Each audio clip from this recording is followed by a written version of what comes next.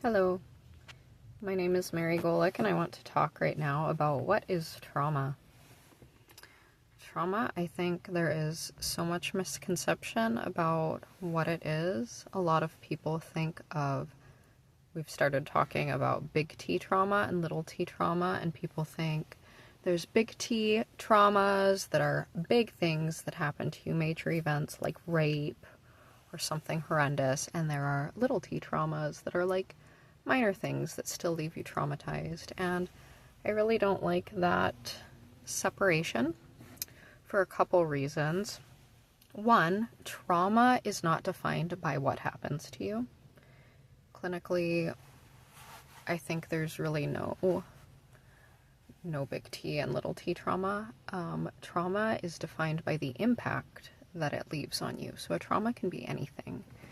And a major catastrophic event can happen to a person without leaving them traumatized. But then other seemingly smaller things can happen that do leave a person traumatized. So the trauma is the impact that it leaves on you. It's not the event itself, it's the impact. The other reason that I don't like that system people have started using is because we actually know that complex trauma leaves more of an impact that, well, I don't want to say that as a hard and fast rule either, but we've had more and more research on complex trauma as being very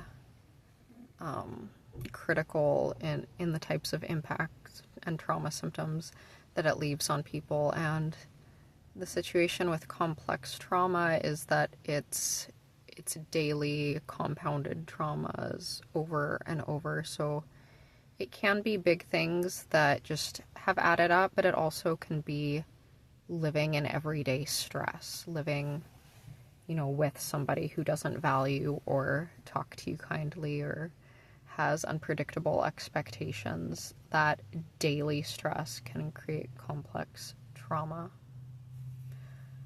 Another thing is, going off of what I said, that the trauma is the impact it leaves on you. We need a certain amount of stress in our life. So stress is not necessarily a bad thing. I like to describe it with an analogy to flying a kite. So you're trying to fly this kite and you need a bunch of different elements. You need the kite itself, like the sail part. And what happens if you have just a kite? Absolutely nothing. What do you need for it to fly? The thing that elevates it is the wind.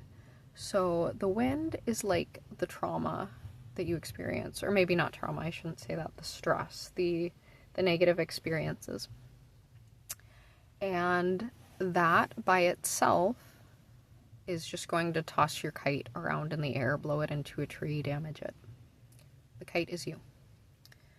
But if you have a kite that has a string attached to it and an anchor, somebody holding it to the ground, and these are like the internal resources and the external resources that you need to stay stable in the wind, if those match the level of wind that you are experiencing, then your kite flies. It does very well. If you have the string and the person holding it, but the wind is too strong, it will blow it away.